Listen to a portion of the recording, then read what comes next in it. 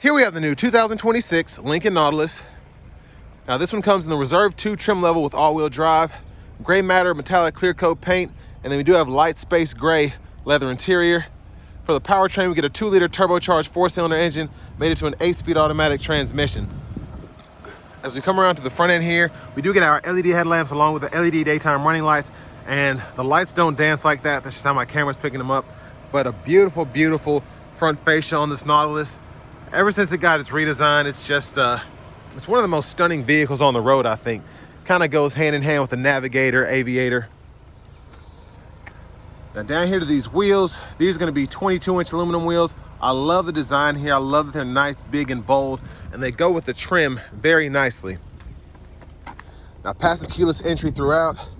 Door panel here, power door lock controls, memory seat functions. We get one-touch up and down windows on all 4 doors, power mirror controls, power folding side mirrors with blind spot monitors in them. And then we have our electronic child lock and rear window lock there. Revel sound system, of course. I love the ambient lighting. Hit this lever twice to get to the hood. Electronic parking brakes there. Power lift gate, brightness for the gauge cluster, headlamp controls. And then we do get a power tilt telescoping steering wheel. But here's the power driver's seat with 2-way power lumbar support. But a huge thanks to Lincoln of Franklin here in Franklin, Tennessee for allowing me to review this Nautilus today. I'll leave a link below in the description. If you're looking to find the best price on one of these closer to home, click that second link down below. It takes just a minute to fill out your information, and I'll make sure the local dealers are fighting to get you the best price on this or whatever new vehicle you might be interested in. Now I have the seat up front adjusted for someone of my size, being 6'3" with longer legs. This spider will not leave me alone. But I'm gonna go ahead and check out the rear seat room based on having the seat in front of me at my size. So space is phenomenal back here, absolutely great. Seat back pockets are on both sides. You get 2 USB-C charge ports on the back of each seat, and then you get 3-stage heated outboard seats as well. There's a 110-volt 3-prong household plug-in, kind of hidden underneath there. But there's a look at the front from back here. And there's the roof. That's what the glass looks like. That's what the sunshade looks like there. Then you have bottle holders here. And then LED reading lights throughout. Grab handle if you need to hang a shirt or a pair of pants there, you can.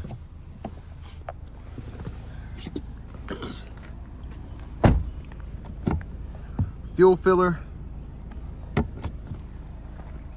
As we come around to the rear end, LED tail lamps.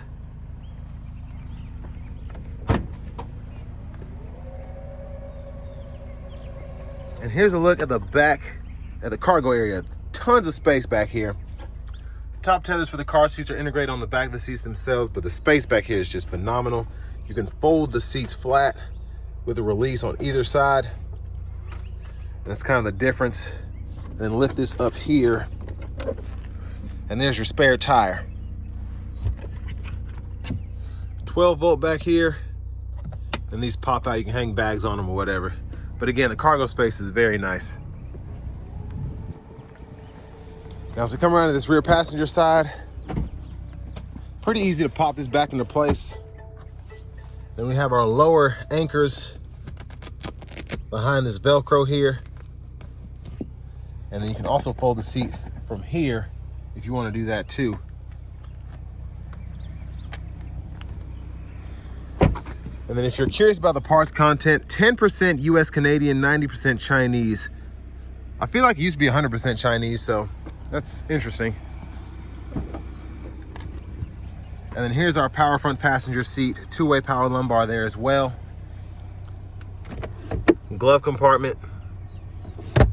Then we have a little storage pocket underneath.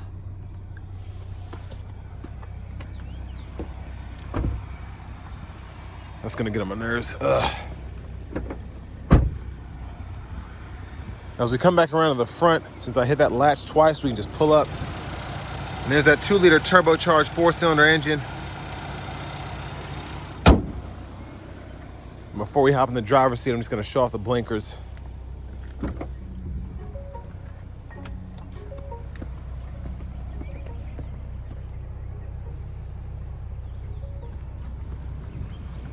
We do get in the side mirrors as well.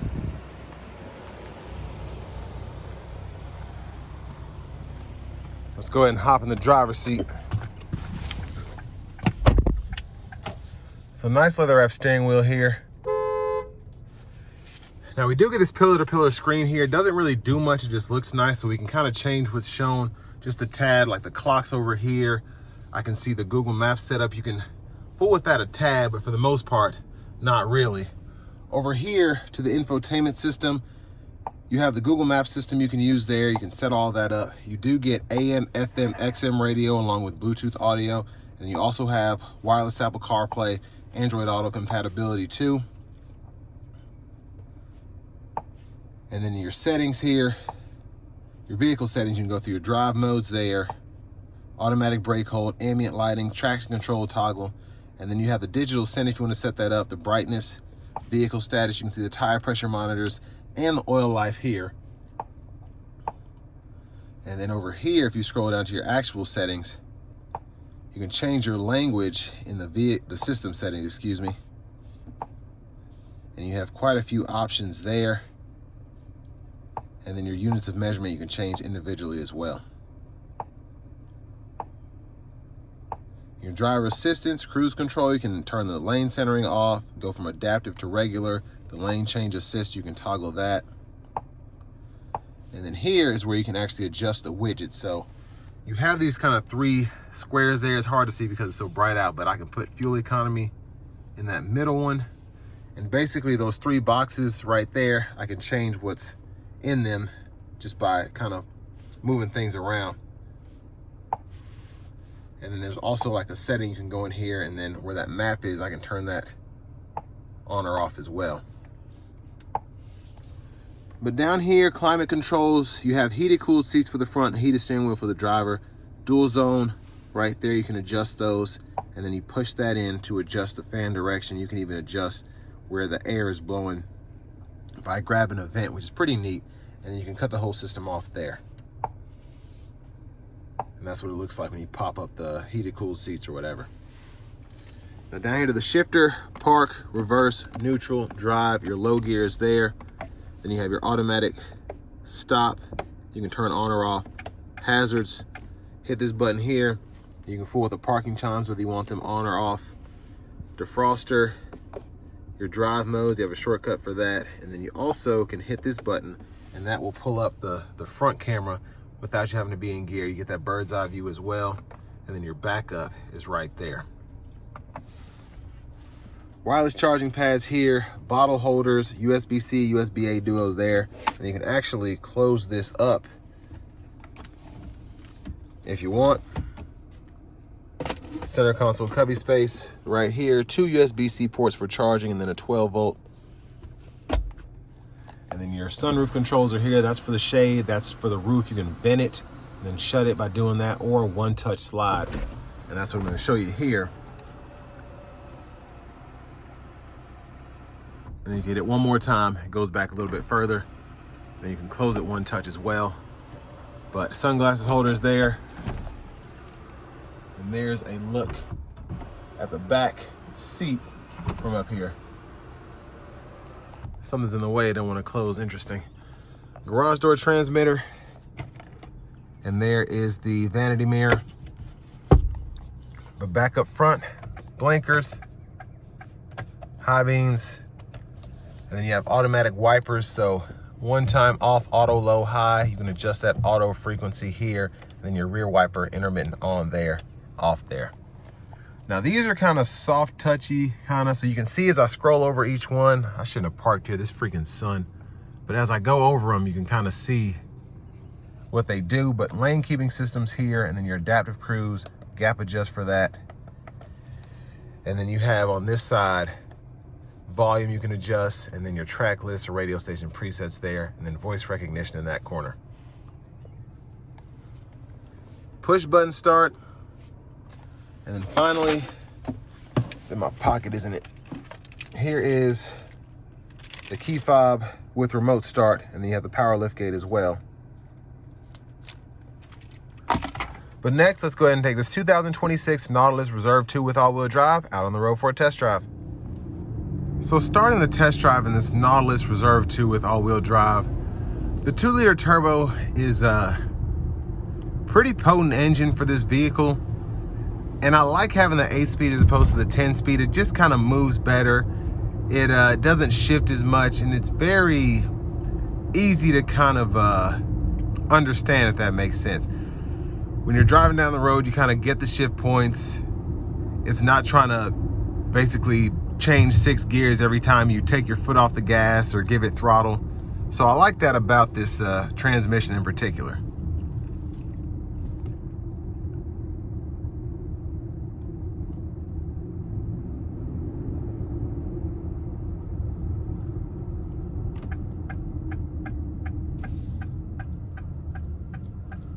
Now I'm gonna put the drive modes up because I kind of want to be able to just go between them as I drive. I've been in the normal mode now. You still get a nice sound of boost from the turbo, which I think is cool.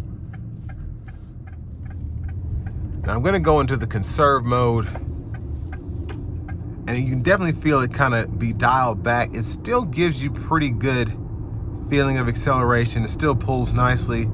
It's just it's not pushing itself as much as it was in the normal mode.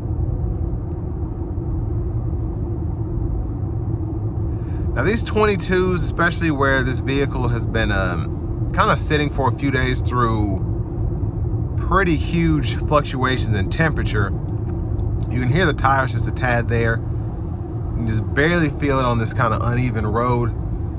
But Lincoln does such a great job with these bigger wheels. Cadillac does a good job too, but this Nautilus in particular, with it basically sharing that platform with the Ford Edge, is sensational in how this ride quality is. It's crazy to think that this has 22-inch wheels on it and it's driving like this, the road noise is like it is, and the overall experience is still luxurious.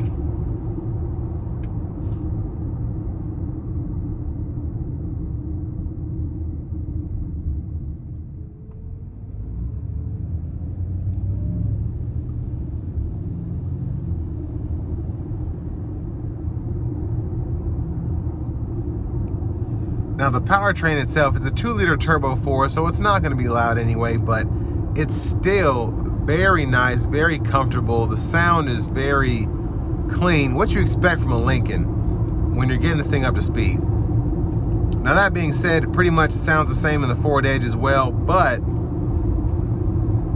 you know, I expect that from a Lincoln product, so it's nice to have that. Just a very quiet sound coming from the engine bay.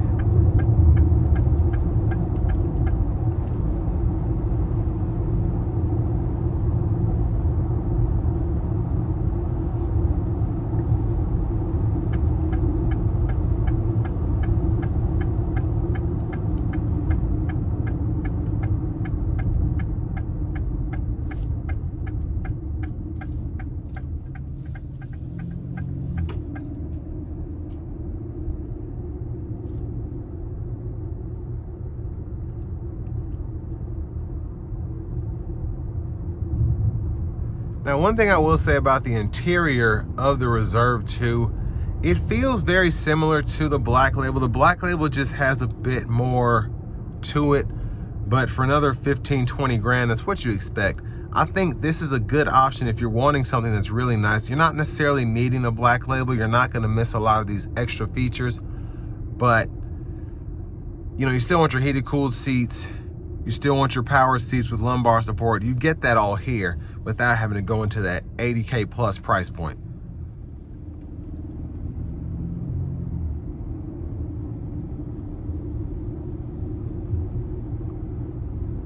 Now the overall comfort as I've been driving around, again, the road noise, not a big deal with these 22-inch wheels, which is great. You know, it's driving down the road as it should, but the overall comfort here is just phenomenal. The ride quality is really good. You don't have an upgraded suspension, air suspension, anything like that, but you do get something that rides very smoothly as you're coming down the road, even on this kind of bouncy stretch of this street that I have. And they did a really good job with the 2-spoke steering wheel as well. That really has grown on me, just as manufacturers have kind of made that what luxury vehicles should have, I guess. So seeing it in the Mercedes first, and then seeing it in these Lincolns, seeing it in the Cadillac now, it really does give you that feeling of opulence, if you will.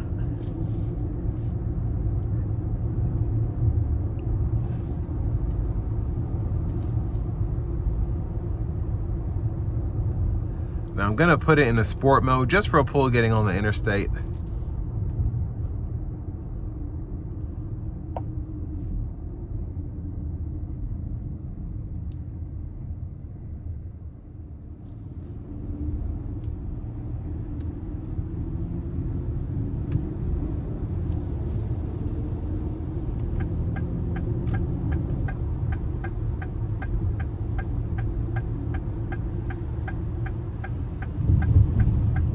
So I'm gonna give myself a little space. Not gonna floor it, but gonna give it a little something. Here we go.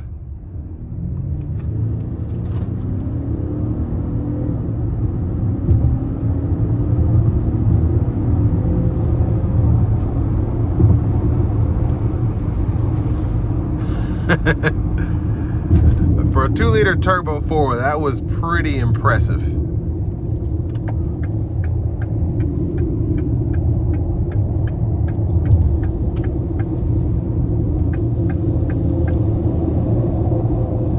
But I want to give one more big thanks to Lincoln of Franklin for allowing me to review this Nautilus today. I'll leave a link below in the description. If you're looking to find the best price on one of these closer to home, click that second link down below. It takes just a minute to fill out your information, and I'll make sure the local dealers are fighting to get to the best price on this or whatever new vehicle you might be interested in. Now, something else that's neat about this is you do get the included 4 years of Blue Cruise here, which is just fantastic, having that hands-free driving for that long. Love the system overall. It's just really nice to use. Makes it so much easier in this kind of traffic. You kind of stay in the right lane, just chill, you know? And it's just a fantastic system, I think. It doesn't try to do too much, and it does what it's supposed to do. But for the money, 70 grand, if you don't, I guess if you're comparing this to like an Audi, a Mercedes, a comparable BMW, this is a bargain, honestly. If you're looking at it, comparing it to like a Chevy Equinox, obviously you probably won't see necessarily the value in having a luxury vehicle over having basic transportation. But if you're comparing this with everything else out on the market, it's a solid deal just for what you get, whether you're talking about the looks, the interior, the amenities. It's decked out, and you don't even have to go up to a black label to get everything. And this 2-liter turbo 4 moves great, feels great. I just don't have any complaints about the Nautilus overall.